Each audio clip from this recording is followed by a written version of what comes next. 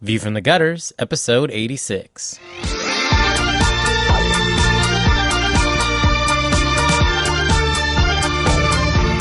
Welcome to View from the Gutters, the comic book podcast where each episode we discuss a collected edition, trade paperback, or graphic novel, and then recommend and vote on the book for the next episode. Warning: the discussion portion of this show has massive spoilers for that book. On this episode, we discuss The Losers 1 through 12, and to skip ahead to the recommendation section, skip to 4738. All right. What episode? 87? 86. Whatever. It's a number. You were right for 1 week. You got it. I got it perfect. once. I did it And once. now you're all right. not. Anyway, Yeah. I'm Andrew Chard. I'm Joe Preddy. I'm Tobiah Panchin, and my tongue is tied. I'm Adam Panchin, back unexpectedly to cover. And I'm Kid Reynolds. Yeah, but Brant's sick today, so we're going on without him. Brant is dealing with family. Oh, that's what it is. Yeah, he told me I wasn't paying attention. But It's cool. we're talking about The Losers today. We are are. talking about The Losers by Vertigo. Yeah, Andy Diggle and Jock. Andy Diggle and Jock. What else have we done that we've done something else that they've done? We've read something else that they've done. I haven't pitched a book illustrated Yeah, by we Jock. have not. Maybe We have okay. not picked anything that was So by maybe this is the either of thing them. I'm thinking that they did together. Anyways, They both worked on Hellblazer, but separately.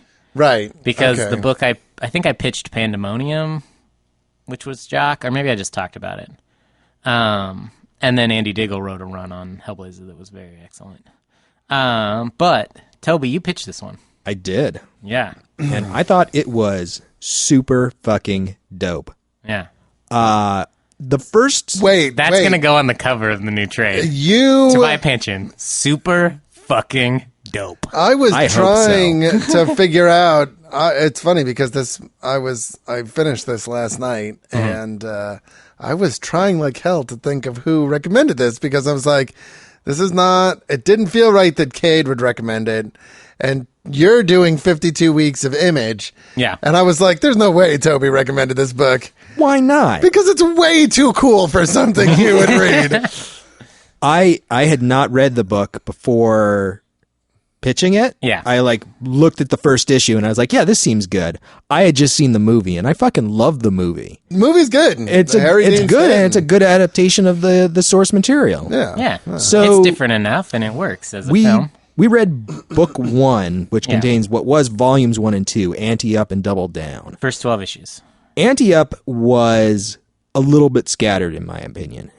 It kind of took me a while to figure out like who all the characters were and what their names were, and the plot was just kind of loose. By the time we got to Double Down though, and they kind of like reintroduced the characters and you had like the caption boxes with all of their names, like Yes. I was 100% on board with this.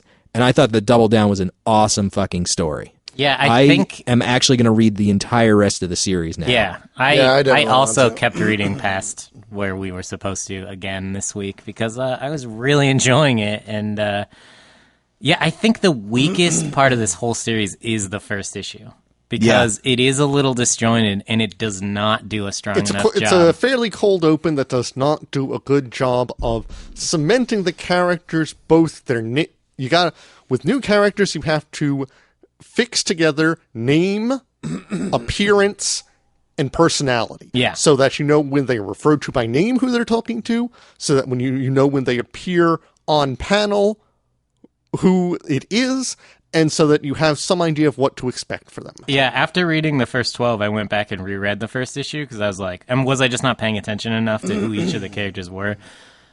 And I think that it's more than that. I think that the first issue is still disjointed, regardless of whether you know who the characters are. I or absolutely not. agree. And I think one of the major improvements that the movie made was actually showing you the events where they are presumed dead. Yeah. Like, you get that introduction. And I think that this series would have benefited from having that moment. Like, having like a 4 or 5 page intro section and then cut like 5 years later. I liked the first issue. It felt very, I mean, it was jarring and it was disjointed, but I feel like that just kind of made me even more curious to read, to find out more about who they were and what they had been through and stuff. Let me put it to you this way. I got to issue 5 before I was like, I need to look on Wikipedia and see like what all the characters' names are. And thankfully, the Wikipedia entry has like names and descriptions, so you can recognize all the characters. And I realized for the first 5 issues, like I was confusing who Clay and Roke were. Yeah. Like every fucking time. Yeah, I didn't. Well, Roke Because is the aside from that, like, star. yeah, aside from that giant and the scar, other usually has a cigarette. Yeah. like Clay is the very leader. similar, Roke like is the facial like structure. I got this. I Yeah, had no problem getting this. It's not so much Well, that aren't you fucking smart? I was confused because by issue 2 I was on board. It was that there's too much that is left unexplained. And I don't mean that in like I was too curious. I'm with Joe that like you need some stuff to make you curious, but the part in which they are presumed dead is different from a lot of the reasons why they are like non-conformist to the organization fair. anymore. Like, so like some shit happened with the sniper Cougar.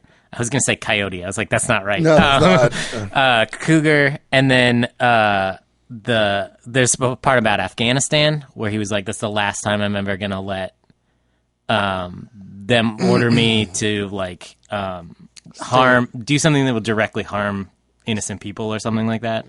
And those are things that I have questions about. And I'm like, Yeah, oh man, I yeah. want to know more about their past. They're still unanswered after 12 issues. Yeah. But the kickoff of them being presumed dead is a different event from those. And I agree that the first issue probably could have used some like spit and polish. Yeah. I mean, it's definitely like I remember thinking there were things that probably could have been done a little more different. Like I feel like it just needed to be tightened up in these places. Like I Absolutely. understand it's a very tropish thing to do. It's like, okay, we're gonna like, and it's a very cinematic thing to do too, where it's like, all right, long establishing shot. Here are heroes. They're already finishing up something. You don't know what it is, but this was all established.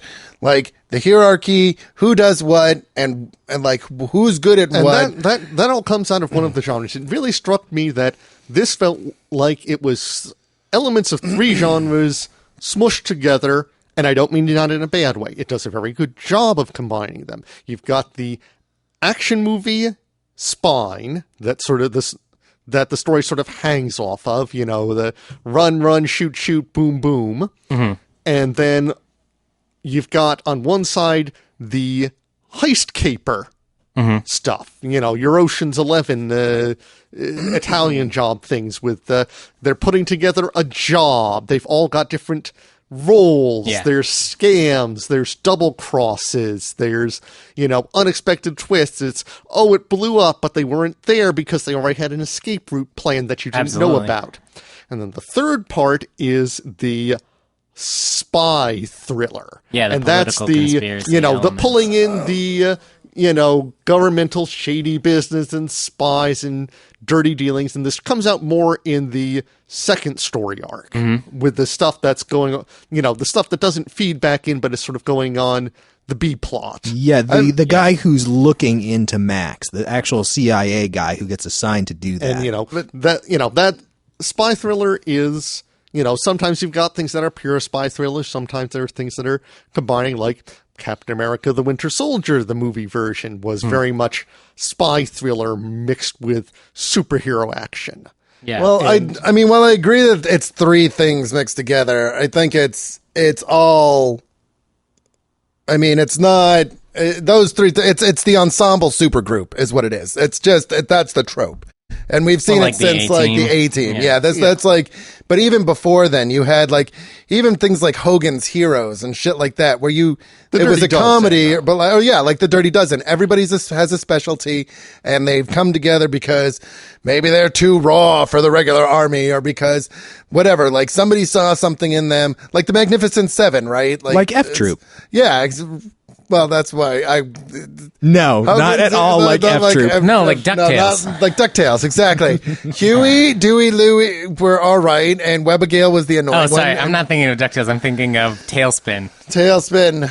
Oh, God. That's the one I'm thinking of, you know where it's what? like a crew of guys and they like do Too jobs small. together. No, because, you know, you have the pilot, the sidekick, the lady, and the kid. The kid, I mean, that's you've a got team. yeah, you've got the leader / planner. You've got the tech guy. You've got fine. So this is but like the ensemble supergroup, Chippendales right? Rescue Rangers. There you go. And that's There you go. okay. That is the yes. Disney there you go. afternoon Okay. cartoon All that is right. most We've like got this. it. That is Fair. the A team of the Disney. It is. afternoon. And that fits because Rescue Rangers were the sort of pulp action team. Yeah, because Yeah, and one of that's them's kind dressed of up like- like Indiana Jones and the other one's dressed up like Magnum PI. Yeah, exactly. No, absolutely, absolutely. And then whatever the hell And, you know, Monterey Jack was. I don't know And what I don't want Monterey to Jack criticize. was. Can He's I like a just World say- War One ace. Being a Yeah. combination of 3 different genres is not a bad thing. It's Yeah. a good thing. That's how you be creative. You know, coming up with new tropes is hella hard. Yeah. And when you do, it's like Doc Smith inventing space opera in 1927 or whatever it was with Galactic Patrol. Yeah. Yeah, It, about it that. sets the template for the next 100 years or so. Most of the time, it's just either excellent execution or a creative combination, and Losers has both. Yeah, And no, I did not love it as much as my brother because it's not as much my thing, but I can usually differentiate between something that I think is poorly done and something that I can recognize as well done. It's just not as much my thing. yeah. I mean, I think that we say that a lot on the show. Though. Oh, yeah. You know, it's Yeah. like, This just was because- good, but it wasn't for me. just because you like it doesn't make it well executed, and vice versa. Just because Oh, you God, didn't like yeah. it doesn't make it poorly executed. And this book was remarkably well executed. Whatever you might have to say about the content. I'll tell you the moment I was sold on it because I was reading it and like I'd seen the movie and I enjoyed it and I was kind of like I figured I would enjoy the book. I really like Jock's artwork. I really like the whole super group thing. Really appeals to me. It's in the end of Ante. It's like this. I think it's the 6th. It's not. It's the 4th issue. It's the 4th issue where they're finally confronting Wade and Roke, and fucking I think it's Clay chases down Wade, who's in the tow truck, who's getting ready to jump out of it, and he like rams him into the thing, and Wade goes out of the windshield, and he's just like, oh shit, and that's at the end of one page, and you turn the page, and he goes right into the fucking engine of the plane. Yeah. And I was like, yeah. Yeah. that is, it's such a simple thing, but it's exactly what was Exactly needed. over the It was top enough. Exactly. It was like the perfect fucking thing for that scene in Yeah. the book. And then the fucking wing on the plane blows Explodes. up and it goes down. Of course, And I was because there's like, a guy in the engine. it was like, it's like when you really want like a sandwich from your favorite sandwich place and then you get it and you eat it and it's just so good because it's all you've been thinking about. I remember when I read that in my head, I was just like, man, that's one hell of a bird strike. Yeah, that's like, it was just like so perfect. Yeah. Actually, you know what the moment that I really fell in love with this comic was? Actually, at the beginning of issue 7, when Jensen is like stripping down Yeah. naked to hack into the hard Yeah. drive. Are you stripping in your underwear again? No, I'm wearing a Wearing a hat. hat, yeah. Well, and I love the setup of that scene and how it plays with your expectations. Oh yeah, absolutely. And like, Like I think issue number 7 does a very good job of kind of reintroducing all of the characters. Yeah. Like they all get kind of like a little moment where you're getting to know them better by seeing what they do You've with their got the downtime. family man. You've got the, the person with the commitment to her people. You've got the oddball hacker. You've got the guy just chilling on the beach. Dude, but he, to me, in a lot of ways, as simple as the reintroduction to Cougar was, like, it's the most chilling, and he's the character I'm most curious about. oh yeah, Yeah, and Because- like it really gives you an insight into his character, given how soft-spoken he is. Yeah, he doesn't say a lot, and it's hard to read him. well, he because does, yeah, he's because he's so self-contained he just now. doesn't say anything, which Yeah. I really like. And you kind of understand why just in that, too. And I love that he doesn't say anything to let you know. Like, the author chose to just give you an insight into that character via a, like, dream flashback, and then the character never says anything about Yeah. it. Like, you know a lot more about that character, and he still didn't have to speak for you to know that. One of my favorite things, something that if a book can pull off, or if a show or anything can pull off, I always love it that much more, is sidestep the melodramatic subplots that develop that are a part of like the tropes that come associated with, you know, the kind of story you're telling, right? So like Luther does it really well. Luther was a BBC television show about a cop, a detective in London, where it'll introduce a character and you're like, oh, this guy's gonna be this character, but then he totally turns out not to be, and you really subverting expectations. Yeah, and that's exactly what I was building for, and I've talked about that before, and I love all the points in this where it subverts those expectations, where Coyote does, or Coyote, gosh, see, I knew I was going to fucking do it. I'm sorry. I knew I was going to like do it. in my head, I was like, that's not right. Because I was, when you said that, I was like, I was really, because he's clearly Latin American. I really was grateful that they gave him the name Cougar and not Coyote, because I think Coyote is kind of a stereotypical type thing. But Cougar, when he's like, the fact that he doesn't have the sit down, he's like, it was Granada. Yeah. And it's just like, no, like you're given that insight. Right. And it's, Well, it's an incredible example of showing, not telling. Well, he didn't break character. Yeah, exactly. Right? So if he had told you something, it would have been so, and like, not that character. Yeah, it would have been very easy to have one of the other characters telling somebody that. Yeah. Like, that would have been the easy way to do that. Yeah. And, like, as much as I love the artwork in this book, just purely on the style, and I do want to talk about that more, it's incredibly effective. Like, they do a lot with the artwork. Yeah. Like, it's doing a lot of the heavy lifting. This is what I talk about a lot when I talk about Bendis, where he works with phenomenal artists, but he never lets the artist do the heavy lifting. Like, he always has to tell everything or talk everything. Yeah, and I think it's a huge detriment to Bendis' writing because he's such a good writer, but he also works with some amazing artists that can do so much more than he lets them do. It's really a collaborative process. Yeah, you can tell that Andy Diggle and Jock work so well together. Oh, yeah. That, like, the pages are scripted in such a way to give Jock enough freedom to be creative in the action sequences, and there are panels in which no dialogue happens. Well, it's so important that he just lets the action speak for itself for a while. We talk about this a lot. Show us, don't tell us. Yeah. Like, there is a time and a place to tell us, and that's all well and good. But you are using a graphic format. Oh, yeah. Make the most of that. And I think this book, every opportunity there is for them to show us something rather than tell us, they do it. And I just love this book so much for that. Yeah. Because I think that this is a genre in which falling into the tropes not only can ruin the story, but it's incredibly easy to, because we are so saturated in it. Well, it's not just a matter of always going against tropes, because tropes are tropes for a reason. They work. Right. If done well and used right. And you have to, there's a balance to strike. And I think one of the best examples of this was early Buffy, where on the one hand, it subverts expectations. It doesn't go for the easy or the obvious or the routine answer. But at the same time, it's taking some of the core tropes and it's reinvigorating them. It's executing them well, and instead of just doing them sort of tritely, routinely, because that's what you know has to happen, it gives them meaning, and you know, it puts its full weight and heart behind them so that the tropes work again. Yeah. And audiences, I mean, I've seen it with Buffy, I've seen it with other shows that do this. You know, fans love it when you can make them care about the tropes again.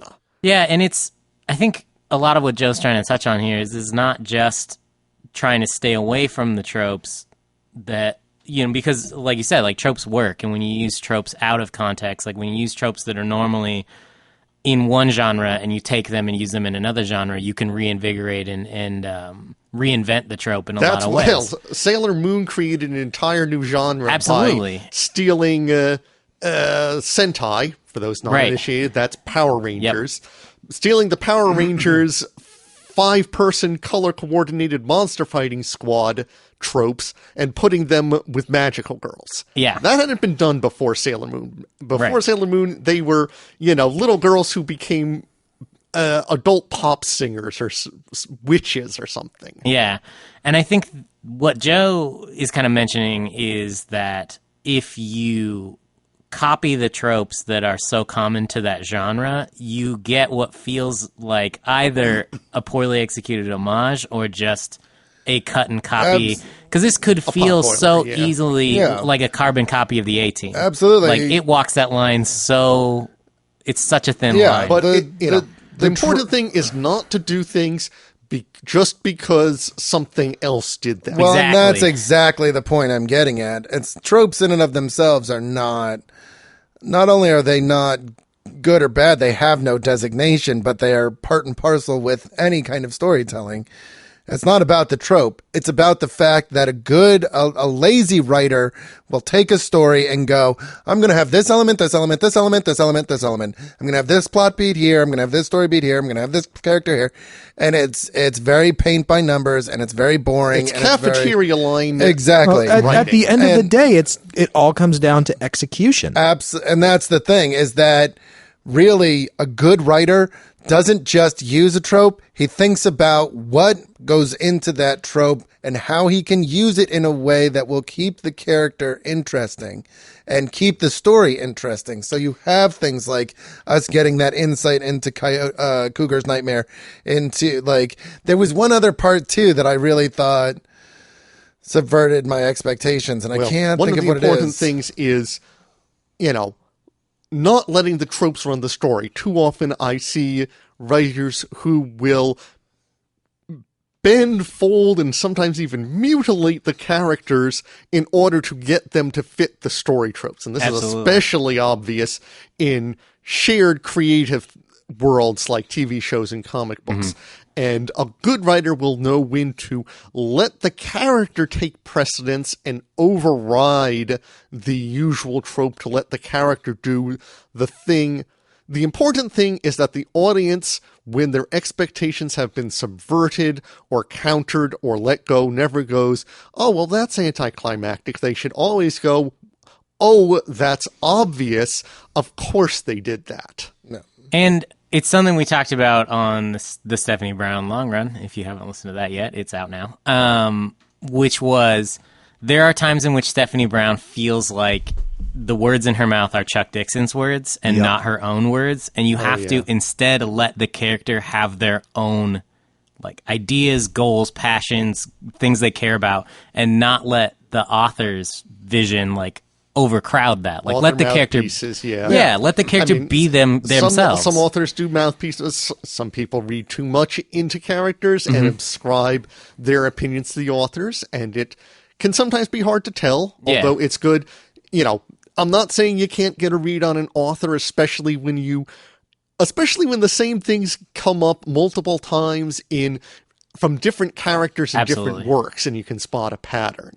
But sometimes, as you say, I did not read the Stephanie Brown Long Run. I'm just going off what you're saying. But when characters break character to deliver a rant on behalf of an author. Especially when it's a soapbox. Oh, yeah. Oh, God.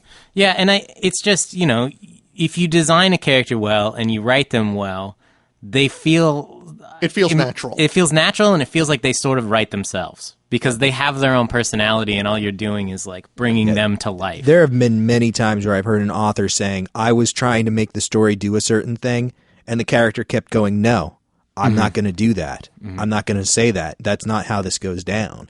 And they've had to completely rework what they thought, what the author thought their story was going to be, because the characters wouldn't cooperate. Yeah, and when you have such a strong feeling about how your characters would act in specific situations, I think that's when the deepest, most interesting characters come about. Oh, absolutely. And I think this is a team of like 5 or 6 pretty interesting characters. The story is not a deep one. Let's be clear. This is an action movie. It is a fun action movie, especially if you like action movies. But it is a very well done one with characters that do not feel like cookie cutter by the numbers, the techie, the gruff one, the sniper, blah, blah, blah. I think there's a lot of depth there, though, that it does a good job of sidestepping the monotony of, because it's a very deep conspiracy spy story. And all of these characters, like, they do obviously have depth to them that we're only getting to in Double Down. I did want to take what you were saying, though, Adam, and kind of bring it back around to the art for a minute. because I really fucking love Jock's artwork in this book. And specifically, I love the way that it contrasts so well. Like, there's not a whole lot of blending of colors. It's like very sharp geometric shapes with a high degree of contrast between them. And like par for the course at Vertigo in that era. But I think that it pairs well with that idea of just over the top enough. That it's kind of riding that line where it seems really, kind of edgy and intense, and like it's really driving the action forward. And if it were any more that way, I think it would feel overblown. But it manages to just barely ride that line where it feels really cool and really energetic and action-packed without being too much. It can be frenetic when it needs to be, but it can also be very still when it needs to be. And that's the thing I appreciated the most about it. And the story does it too. It's like, we're doing this job, and then things go a little wrong because there's enemy reinforcements. But no, let's kick it up another notch. The volcano is exploding. Yeah. And I mean, you could do that poorly. That could feel incredibly contrived and ridiculous. Yeah. But things are so fast-paced, you don't even stop to question. It's just, of course the volcano is exploding now. Yeah, I think that one of my least favorite parts about the whole series, though, is the colors. Because really? Because it's that house style of Vertigo in the early 2000s, and if you're reading other stuff, flat and kind of muddy. It was so muddy. It's just everything in Vertigo was that mud color, and it's you had a DMZ. Same color palette. Yeah. You had 100 Bullets with almost identical it was color the times, palette. and I mean, the story was somewhat reacting. This is 2004. This is War on Terror, height of the War on Terror. Yeah. This is crazy times, and for a book coming out talking, this was a little bit staking a countercultural position, talking about the CIA running drugs and getting in bed with arms running and shit. Yeah, but this could have had such a brighter color palette and been so much more exciting. I think that's true, but we've talked before about the evolution of how colors were done, like digitally. Yeah, but in 2002 or 2003 when this came out, like... They would have had... but it was not as advanced as what we have now. No, but it was... I agree with what Char's saying. There were a lot of looked at things from 2001, 2002, 2003... that were digitally colored that look like crap. That's fair, but it's not about the color. It's not the technique of the coloring that's the problem. It's the palette they used, which was still had very indicative of a certain type of book colors from Vertigo. Yeah, it was made to look a very certain way, and I agree that. And I'm not saying that you're wrong. I'm just saying that this is of the time that it was. It's an editorial decision, and I think it was a poor editorial decision because it makes. Reminiscently, like when I read this book, it dates it in a very specific time and place in Vertigo history. Everything is dated.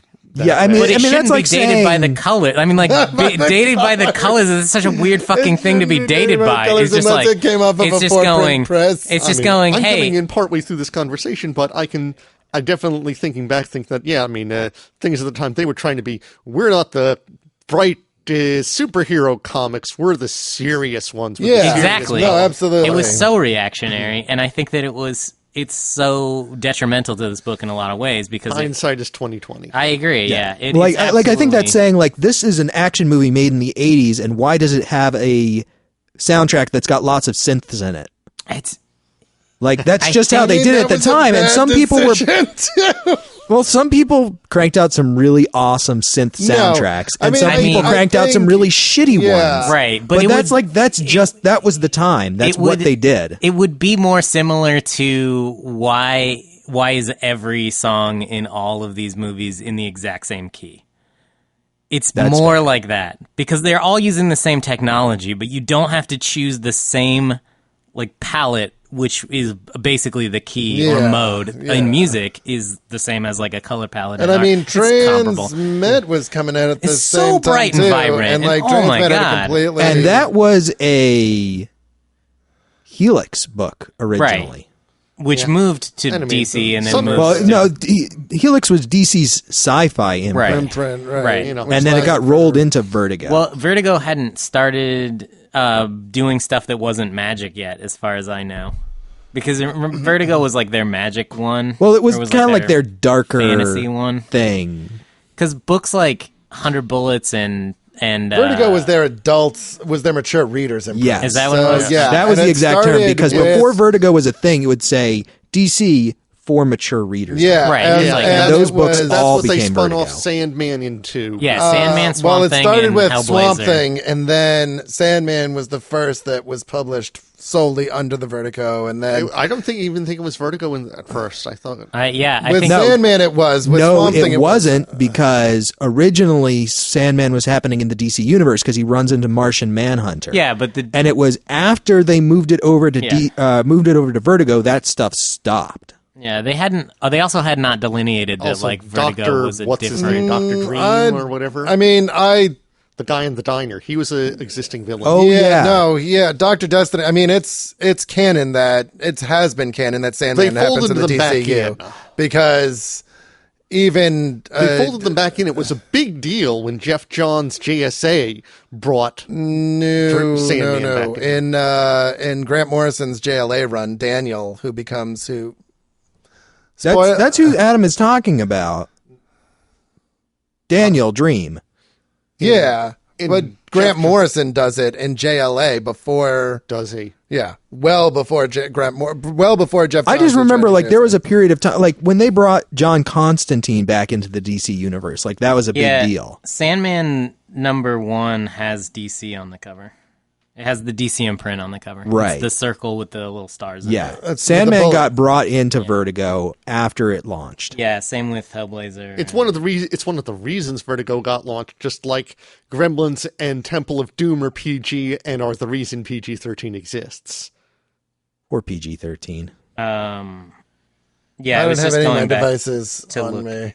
at the cover of issue #1. But That's all I- Yeah. in any case, like, I agree with you. If the color palette was more vibrant, I think it would be a better book. But I don't feel like I can really criticize it because it doesn't, because it was made when it was made. Yeah. I mean, Like, that- it is a it product didn't of its detract. It didn't detract. Like I really, while I think it would have been interesting to see this book with a brighter palette, it didn't really detract from this. It didn't really detract I mean, too much. I also feel like it was not really a creative choice by the colorist. I'm sure it was like It was the house style of the time. exactly. Yeah. I'm sure it was like they I am sent them a less- color palette swatch. I will admit I am more focused on writing issues than art, unless the art stands out as really good or bad. I have not built up the sensitivity of you people who have been doing this for a few years now. What do you mean, you people? Yeah, I know, right? I'm not trying regular to hosts, insult but- Lee Lowridge for his colors. I'm sure it was an editorial decision, but But that's. let's say the Lee Lowridge, get a hold of us. I actually like his very geometric colors that Toby was talking about earlier, like his geometric shapes and stuff. It reminds me a lot of Venture Brothers. In Yeah, the way I was like saying, he you know, uses the colors shading were not shapes. enough to stand out and make me notice. Yeah, I also really love all of the silhouette work that happens. Yeah. Super good. yeah, And again, like, very much of the time, I yeah. think. The sense of lighting is really strong in there. It's a funny palette. Yeah, well, I mean, it really It's feels like it interesting. was drawn to be a movie. Yeah, Well, and that's I think what I like so much about it. I wish it is was an that- animated show. Like, Yeah, so I mean badly. that would be awesome. I mean, I wish there was not the huge resistance in the U.S. to like not make animated shows for adults because, like, I think this would rival stuff like Cowboy Bebop as a crime show. cartoons is for kids. Well, I mean, they're not though. I mean, like they use cartoons for adult humor all the time, Oh God, you know, but they dude, don't ever use it for adult listen, action. I've been on your side. Like, when's the last time you saw an American-made well, look like at the rated success R of shows action like cartoon. Look at the success of shows like Archer and Ugly Americans and which are great like comedies. a bunch of others. Yeah, like what is it, Rob and Morty? Or, Like all of those I get it. Like you could they do make so comedy. much. It's like the only room for animated programming is in comedy, and it's like no, like think about what you could do. There So, are literally hundreds of genres when you're you not say- making animated shows about. A animated action cartoon for adults Like that is an adaptation of The Losers. One name comes immediately to my mind, and I want to know if I'm like hugely off base on this or if you guys agree with me. And of course, I can't remember the guy's name, but the guy who did Aeon Flux and Phantom 2040. oh god, That Do you think that His would work name for The is- Losers? it's so No. bulbousy and like That's a elongated little and much. weird. No. I also would did like- think of a contradiction to my own question though, and that Hey. is Afro Samurai. Yeah, So Hey. we can move on from that now. well, that was wasn't that like a co-Japanese production or something? It may have been with an animation studio in Japan, but I thought it was a. But Oh my hey, God, if that's you gonna want bug the adult, shit out of me now. a serious adult stuff, Avatar has been growing up with its fans. Yeah. If they, in Korra season 4 is the last season, if they do jump to the next Avatar and keep doing more, if the digital release is popular enough and it keeps growing up with the same fan base, I'll be interested to see where that goes. Yeah.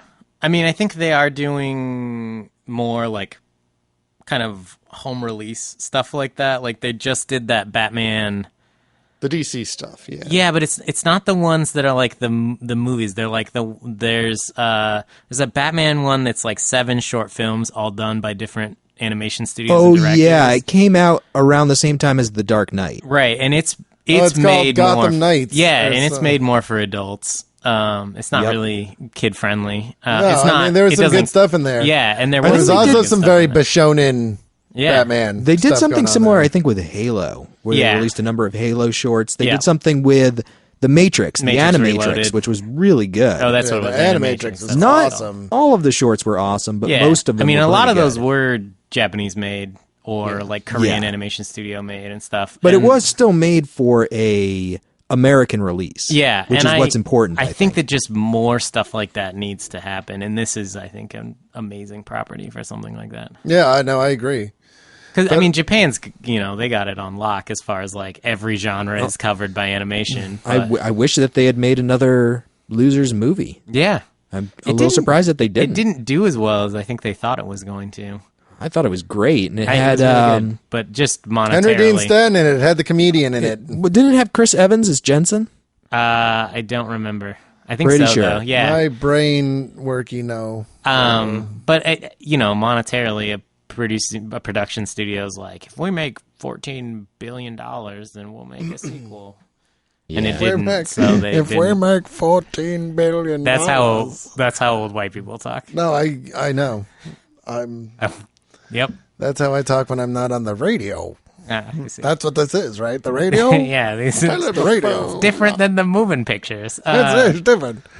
This young man came up you to know, me if you earlier thi- and if you said, "Do think I about want to it- be on the talkies?" The word movie is already an old timey word because Yeah. it's like talkie. Yeah. It's a movie. Right. It's actually It's a moving older- picture. It's older than talkie. Yeah, obviously. Yeah. But nobody really thinks about that in terms of like this is an incredibly old timey word that we just all still use. I mean, there are many old-timey words that we still use, such as almost all of them. That's true. That's true. They've been around for a while. Because the new ones suck because they're all like It's a question- staycation and frenemy. Oh, I will God. not hear you besmirch the name of neologisms. They are beautiful, every one of them, When they're good. except for staycation. That's fucking garbage. What does that even mean? It's when you Do you just stay home on it's- vacation? It's a word that you use when you're a news anchor on CNN and you have no news to report. Is it just That when is you a staycation. take a vacation and stay home because Yes, you're poor? that's exactly Yes. what a Oh, okay. staycation is. Yes. That's just called a vacation. Yeah, I know. We Okay. didn't need another word for it Yeah. because we already had a fucking word for it. But, people. Now I'm going to have the song Vacation stuck in my head all night. Go listen to it. It's Alpha Beat. Vacation. I don't know that song, all so good. It's I am Go look it immune. up when you get home. It's beautiful. I'm going to stop saying it's all good and start saying some of it's good. And just leave it for the person I'm saying it to figure out what's not good. Some of it's good. Just walk away. I don't know. I'm actually surprised that Toby liked this as much as he did. Why do you guys think that? just doesn't I feel like like- good things. It's not. I'm sure you feel that way. See, you guys, you don't know him well enough. About 70-80% of the time, he wants something that, really makes his brain cells fire and gives him all sorts of puzzling and ideas to work with. And other times, he likes to just sort of kick back and watch things blow up. All right, this is the guy no, who did not enjoy Tower of Babel because early on in the story, an animal handler accidentally kills a tiger. In the first issue of this, they flip a Humvee onto its side with no explanation. Yeah. That doesn't Do need they- explanation. Do they have super strength? They're weigh like 40 tons. That bothered me for 3 issues. Like 3 issues. You're I was like reading it, how you're did like, they flip it how the fuck over? did I was they like, did they flip bring the a jack with goddamn them? No, did they run Probably. into it with another car? Like how? doesn't, It doesn't matter. I know that. Okay, I know it doesn't matter. I'm not gonna lie. I did think about that Thank a you. couple of times. Thank you. And I was like, Thank you. okay, but it really doesn't affect the I story. agree. The tiger thing speaks directly to Ra's al Ghul as a villain.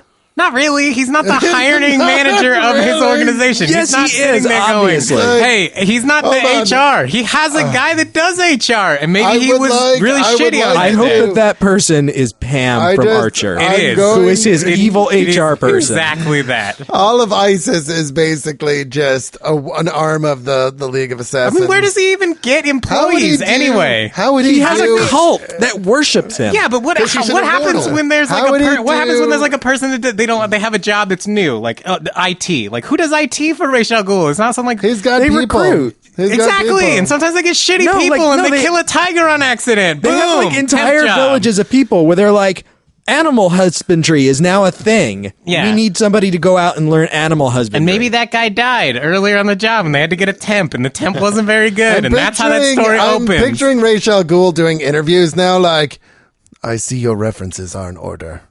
Tell me, do you have any experience with men that dress up like flying mammals? He It's does like- not have time to do interviews. he doesn't. He has a That's what Gi- Ubu is he for. has a gigantic organization. That's what Ubu is for. Bodyguard and also doing the interviews. He- The I'm demon could not noticing be a here. I will be disturbing interviewed lack of extracurricular activities on your CV. on your CV. he has I see how many here. people work for Ra's al Ghul? Probably like 1 billion. Yes, roughly 1/7 of the world's population. So works for really, Ra's al what League Ghul. you're of saying is what's Assassins. really unbelievable is about that scene is not that the guy fucked up by feeding the tiger chocolate, but that Ra's al Ghul was even there to catch him because he Yeah. should have been doing something else. That and also that doesn't happen every day. That somebody doesn't doesn't happen every fuck day. up his organization in a royal way. He just happened to be in the building, and the guy was like, "Maybe he won't notice, and I can just bury it." And they're like, "Oh, he's here! He's here!" Trying the to guy's like, flush it down the toilet rapidly. He's like, got a tiger half in the fucking toilet. feet are just hanging out of the bowl. They're just like I did spinning not think this around. through. I didn't He's like, think this shit, shit, he's coming. God damn it. He comes in to use the bathroom, like flipping his We'll cape get, behind him. we'll Yeah. get a replacement tiger that looks exactly like the The old same one, and he'll never know. What Yeah, you didn't- where was that issue of Tower of Babel? It wasn't. It You, wasn't you there. didn't. That's the see- one I wanna It's read. the Alright. issue where the That guy explains has a all pocket that. of chocolate in this. Done. He's got a bar of chocolate in this pocket, and the tiger's food in this pocket. And he gives the tiger the chocolate. And as he's walking down the hallway, he bites into the tiger's food, and then he goes, "Oh shit!" And then he's got to run by, and then I Toilet- just want a It- web it- comic. It's the that- stoner comic, yeah. the stoner comic film version. Oh yeah. I just want a webcomic now that focuses on supervillains, like the hierarchy of their organization and like how they fill all those Evil roles. Inc. by Brad Geiger. Done. It exists. I'm gonna go read it. I've had people, bullshitting on forums before about, Gotham henchmen gossiping about the various bosses and their folly Oh, of yeah. balls and which ones it's There's, best to work There's for. also one called, isn't it Henchman? there was an actual comic. Probably. There for a was while. something like that. I remember in a comic where people are like, Oh, they were like talking the about, cleanup like, crew after. working for the Riddler's all right. What like was you that just book called? maybe it's Arkham Asylum or something. Oh my God. Apropos of nothing, one of the most hilarious message board threads that I've ever read was made up interdepartmental messages from the like IT and maintenance people on the Starship Enterprise. Like the captain just ordered them to reroute all of this shit, and now we have to spend a week calibrating. What the fuck? And just Because you know that shit is happening. Oh yeah. yeah. You know that Whose shit turn is is it happening. to squeegee down the holodeck this week? Like, I want to read the log of the guy that becomes the captain when all the fucking top officers have beamed down to the fucking hostile planet surface. And this guy's just like, once again, those assholes have left me here. This is not what I wanted when I signed up for the Naval Academy. The Adventures of Lieutenant Commander Jimmy, night shift bridge officer. Yeah. There was, It's like, we're fucking 3,000 years in the future and those assholes have all left me. I have no idea how to get home. I pray for all of their deaths. There was somebody was talking to me about an idea they had about like the Starship, like writing a comic about Starfleet Academy's like landing crew, training training program. academy, and they're like, all you really want to do is get on the Enterprise because you'll never go down to the surface. The captain always goes by himself. They just know that like Kirk's gonna take like unqualified people down. yeah, right. Yeah, it's like he has a whole staff of people that they went to military training school to be the first landing party. picture he'll and he go- never uses them. He'll go back to like Starfleet headquarters and just they'll be like, how many ensigns you need this time, Jim? 20. Probably, 20. You're probably gonna need about 20. You better get me a gross. Yeah, just give me a bushel. Do they come in fucking bushels? I don't know. Like a gallon. A gallon of ensigns. Ooh, Anyway, we fucking jumped the rails. dude, yeah. Is there anything else to say about The Losers other than that it is an awesome, It is awesome. book? I wanna more read it people more. should read. It's not controversial. It's not complex. We pretty much praised all its praisable aspects. It's fun. It's dated. It's dated, but it's fun. And If you enjoy action movies, Yeah, then with a you'll bit like of caper this. flick and a bit of spy thriller, this is exactly for you. Yeah, I think if you could dig on stuff like Born Identity, and if you liked Queen and Country when we read that, it's like It's dialed up. the comic book version of that movie that you throw on in the background when you're just like folding laundry or something. Yeah. Like it's a fun read. Like you It's could the always A-Team. like It's- I'm heading to the bathroom and I need to pull a book off my shelf. Oh fuck yeah, The Losers. It's like it's like Drive Angry if it was a good comic book. Yeah, or something. It's not any Nicolas Cage action movie. It's super dope. Yeah, It is super was dope. fun. It is the dope. That's what I opened with and that's what I'm going to close with. Yeah, All right. super fucking dope. To buy pension on the cover. Of You the can quote next- me. Next printing of this book. No, I love Andy Diggle's writing so much. Oh, he he's nails great. it once again. I love Jock's art. It's like I knew I was gonna like this going in. Yeah, And yeah, it's super fun. it's like a peanut butter cup. It's satisfying on just about all levels. Unless you're allergic to chocolate. And Yeah, then or peanuts, in which case you're fucked. Yeah, it's awful. All right, do we want to move on to recommendations? Yeah. Joe, what did you bring this week? I'm going to. I went back and forth, but I think what I'm going to pitch is Darwin Cook's The New Age, You mean DC's The New Frontier? The New Frontier. That God one. damn it! That It's one. been a long day. It's been a long. They fucking all day. are. I think there was actually the animated feature that DC did was called The New Age, maybe. But I could be wrong Maybe. about that too. It's Darwin Cook's doing DC's The New Frontier, and it's basically it takes place in the late 50s, early 60s. Like right around the time that those Silver Age characters were showing up. Were the showing new up, Green yeah, Lantern, the Martian Manhunter, the new Flash has been around for a few years. Yeah, and the Golden Age heroes have all stepped down because of McCarthy's Because it's one of those House Un-American real-time comic world conceits, Yeah, yeah, right? it really is. So it takes place during the time of the McCarthyism and the witch hunts of the House Un-American Committee, and like, so it's got that feel of like Superman and Wonder Woman are working for the government. All the other Golden Age heroes have stepped down, and it's like the Silver Age heroes are starting to kind of come out. And the funny thing is that it opens up, and the first chapter is about the losers of the Golden Age. Or Silver Age. The losers were originally World War II outfit. Yeah, they were. And it was a very similar thing. They were from all branches of the armed forces, and I guess we didn't mention that these are legacy DC characters that were reinvented. I read about it, and originally Andy Diggle wanted to do the original losers, but there were like a couple of other books at the time. Like one was set in World War II, and there was another one that was like in the 70s or something like that. And he was like, okay, well, I guess I'll just make a new losers in the modern era. Yeah. Like not his original conception for this series. Right. But I just got my hands on it because for a while I've wanted the Absolute Edition, and during our jaunt down to Rose City, my good friend Frank, who also put us up and deserves a shout out on the podcast for it. We love you, Frank. We do.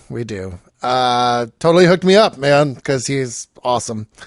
So Darwin Cook's artwork, as usual, is absolutely incredible. The book looks incredible, and it's just really good to read. It's got a really good story in it. And I like the continuity. Again, I have not read the book, but I did see the animated feature, and I enjoyed it. Yeah, there's not a ton that's not in the movie. There are some things that were left out for the film, but I always really enjoy this. I think they changed the main bad guys. I want to say, but I'm not sure. Because, I'm going to be honest here. I haven't read The New Frontier in a while. I read it when it first came out, and I haven't read it since, so I'm a little fuzzy on the details. But, you're saying Darwin Cook draws superheroes, and I'm already there. Yeah, I got there as soon as you said Darwin Cook. This is him drawing them in a very classic animatorly style with soft colors, and it's cool. It's great. It looks great. It's not for everybody. Yeah, but I super dig it. Yeah, I think it's really good. So the new Diggum the Smacks Frog. No Frontier. No. Diggum. Not like that. I hate cartoon serial characters. Are we going to go to the Honeycomb Hideout after this? The Lucky Charms rabbit. Wait, we're not already in the Honeycomb Hideout? Is that not where we've been recording? No, that is where we're recording. Oh, shit. We used to record in that tree that all the Keebler elves lived in. But those guys were... Well, no, they weren't dicks. They just... Loud. They were loud, but they also gave us delicious cookies after every episode. They were also stoned all fucking day. Yeah. Well, dude. It's Washington. They live in a tree. Yeah. I mean, all they do is make cookies. Yeah, I mean, they were awesome, though. I mean, they just, they couldn't keep it down, so we had to leave. Yeah. Anyway. Adam, what would you like to recommend? I brought the first 2 volumes of Courtney Crumrin by Ted Knife. So good. Eighth? Whatever. This is branching even further away. It is a black and white indie comic. Fairly, all ages, right? Yes. Pretty much, although I wouldn't want to give it to, there are some scary things that happen here. It is about a young girl who is, somewhat cranky and sarcastic, who, she and her crappy parents move together with her distant uncle, who in the country, who is a warlock, and she steals some of his books and learns how to become a witch and starts dealing with goblins and curses and stuff. And things sometimes go right and sometimes go wrong, and she learns some things along the way, but not in a saccharine way. If I can steal a beat for a minute, it reminds me a lot of a particular character from Homestuck, Rose Lalonde. If anybody out there has read Homestuck. No one at all, yes. No one's ever read that book. A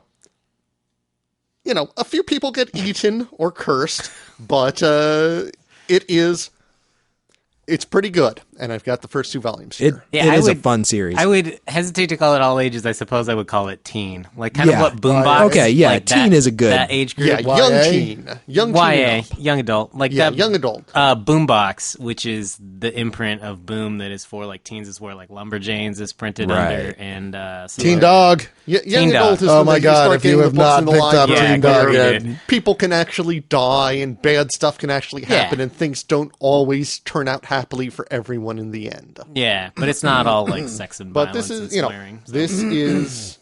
I haven't kept up with it the last few years. I don't know where it's been, but I've got the first few volumes, and it is really quite good. Toby, what would you like to Awesome. recommend? Well, I'm bringing back a book I pitched, I think, once before. I brought Phonogram, Rue Britannia by Carrie Ann Gillian and Jamie McKelvey. And this is an image book that came out, I want to say, in like 2008 or 2010. And it's kind of like where they got their start, like first showing up on the map. They think they both worked for Marvel UK. Yeah, I'm pretty Yeah. sure they were Yeah. working in the UK stuff because they're out of the Warren Ellis school. Yeah. Yeah, 2007. Yeah. So this was kind of their first big splash in the American market, let's Yeah. say. It's a black and white book set in England. And basically the major conceit of this series is that there are a group of wizards called phonomancers that derive their magic from music. Listening to music, appreciating music, using songs as spells. It's a pretty kind of low-key world in terms of like the way that the magic works. Not a very lot of unknown over-the-top armies. like pew-pew lasers. And in this story, basically, a guy is forced into a deal where he has to go and rescue the spirit of Britpop music. Nice. And it's a lot of him digging into his past and talking to people that he used to know and kind of trying to rediscover the spirit of Britpop to find out where she went. Yeah. They are currently working on Wicked and the Divine. Right, which is but very kind of a similar idea. something that Carrie and Gillian talked about in interviews when talking about this book that was really cool was he talks about being a part of music fandom and being so invested in like your whole life being about the specific genre of music, and then when it goes away, realizing that like you don't have anyone to talk to about this stuff anymore, because like although you were all fans of something, you were not really a community at that time. Like you were just all different individuals in the audience of something you really liked. And so it's kind of like he was talking about how it made him think about wanting to go back and talk to his friends about the experiences they had being big fans of music that went away. And so that kind of gives you an insight into what the series is. Yeah, music is very important to the series, and I believe he actually has a track list for reading this book. Yeah, he puts out, there's like suggestions at the back of each of the single issues. I don't know, I've never read it in the trade, but in the singles there was this back matter about like a specific band or genre, and then like some Oh, the funny thing suggested is- listening. Yeah, there's actually, in the paperback that I have, there is a glossary that kind of like tries to explain like what all the bands are. Yeah. Yeah, Toby had never heard most of these bands, and I was familiar with a few of them from Frank again, Yeah. who was a huge Britpop guy, is a huge Britpop guy. Yeah, actually, while we were down at Rose City, he played Common People for me, which I had never heard before. Yeah, Pulp, man. So good. So good. And the nice thing about this is even if you don't know anything about Britpop music, You can still enjoy it. you Oh, will- absolutely. I mean, that's the level that I enjoyed and you it can on. get Yeah. into it because it's some great music, and I I think that is like the setting and not the subject matter. you Yeah. know? Like Yep. you may not know anything about Middle Earth, but you still might like watching The Hobbit. Yeah, exactly. Totes. Because dragons. So, Dragons. what did you bring, Chard? Okay, so before I pitch my book, I did want to mention that I did remember the name of that book that was like the cleanup, like the cleanup team. It was called Maintenance, and it was put out by Oni Press, and there are 2 volumes. It was done by Jim Macy and Robbie Rodriguez, and basically they are like maintenance cleanup janitors for a super science organization like AIM, and they're just busy like cleaning up after their like crazy fucked up experiments and like escaped lab animals and stuff. Hey, if you want something in that genre, go dig out the Damage Control miniseries. Yeah, from Marvel Oh my way back god, in the 70s. so fucking Yeah. ridiculous. It may have even been 80s. No, it was late 80s, Yeah. early 90s. Yeah. But I got very, very excited for a second because I thought you were going to say that you had looked up what week of pitching Image books it was. Oh, no, I have not done that. You're never going to do that. I It's will like eventually. Because I'll need to know when to stop. Because I have a huge I mean, backlog. you're getting up there in the high teens. Yeah, I think I'm further than that. You might be. I would have guessed like 12. Really? No, that's 3 months. He's been doing a lot longer than 3 months. No. Anyway, what did you bring this week, Jared? Yeah, I've been doing this for like 6 months. I'm gonna go check for you. I'm gonna Okay. figure this out. What I I'm brought gonna this check week, something completely unrelated. I was going to bring a book that comes out on Wednesday, but I'll save that for next week because, well, it comes out the day of this release. But because I got so into reading The Losers, like the team of like ramshackle people brought together on an adventure together, doing some crazy stuff in a like socio-political setting, that I'm going to bring a book in a very similar vein, but a new book that's still coming out. Volume 1 of this came out, I think, a month ago. Are you pointing at me because you know what I'm I gonna know what you're pitch? going to do because it's what I thought of. Yeah, if you are not reading The Mercenary Sea, Oh, you guys damn. need to check this book out. Basically, yeah, this book is absolutely fucking phenomenal. It is It's fucking set in killer. 1938 or 39, so Yeah. before America's involvement in World War II. It's a team of mostly Americans, although there's a German and then some British people involved. They are crewing a stolen Chinese submarine, and they are mercenaries out in the Pacific, basically trying to pull off a job. And they are being hunted by Japanese battleships that are in the area, and they 'Cause basically... this was during the occupation of Manchuria. Yeah. Yeah, sure. Yes, it was. I don't actually know. History, Jared. Yeah, History. I'm like ancient history, modern history. That's not my forte.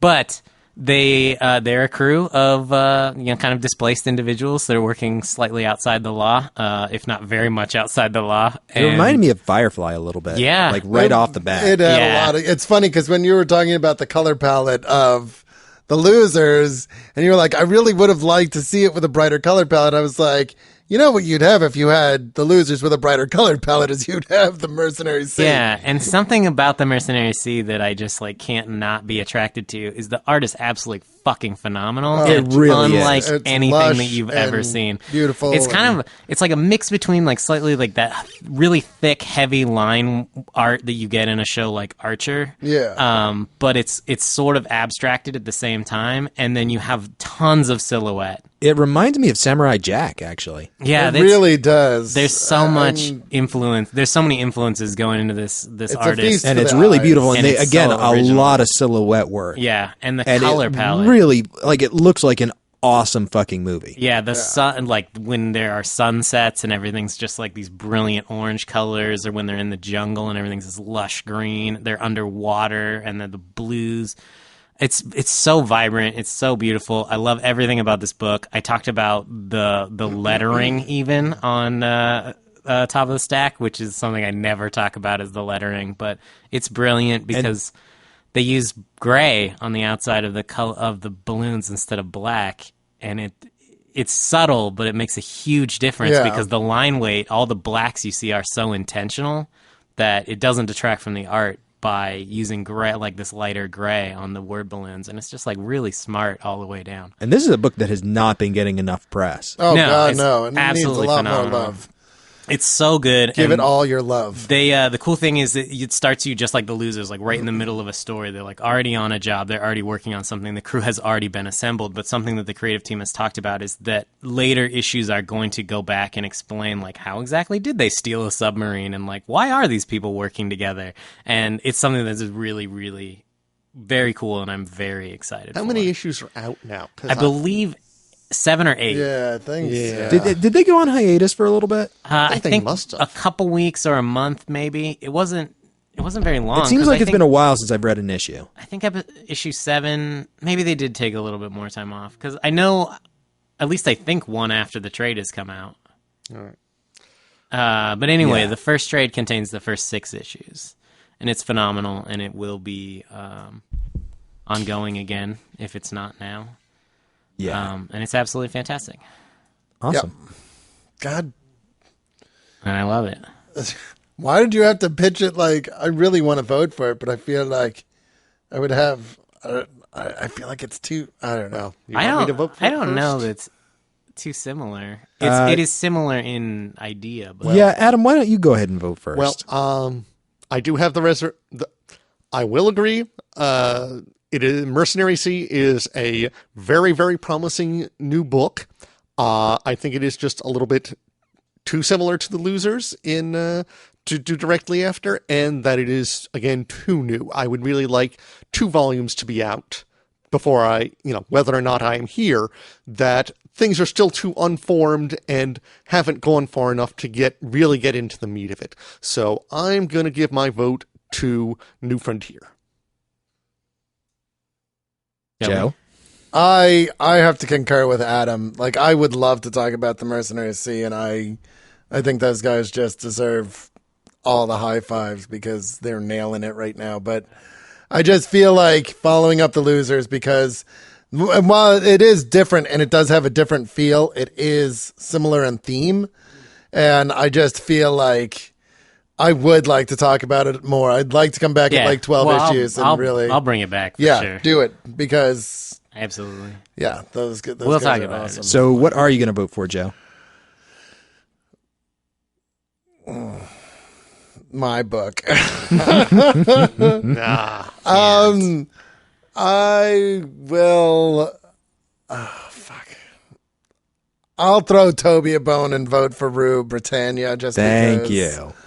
I didn't vote for it last time. I appreciate that. And I concur with both Adam and Joe. Like, I desperately want to talk about the Mercenary Sea, but I want to sit on it for a little bit. And that's good because otherwise I'd have no fucking clue what to vote for because I want to read and talk about all of these books. Yeah. There's so many great pitches.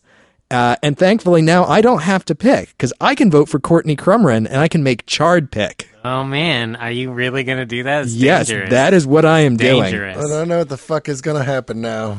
It's all up to you, got it. Chard. You know Seriously. exactly what I'm going to pick. I'm going to pick Courtney Crumrin because we don't talk about enough young adult books on the show. Sure. Awesome. And I love the other 2 books as well, but I mean, young adult books, young adult as a genre in comics is still kind of growing up. Like, Yeah. we haven't quite gotten there yet. We're getting so much closer. We're closer now than we ever have with books like, Princeless and Princess Ugg and Lumberjanes and Well, all of both. Battling Boy, and like there's so many good young adult books that are coming out right now, but And Teen they're- Dog.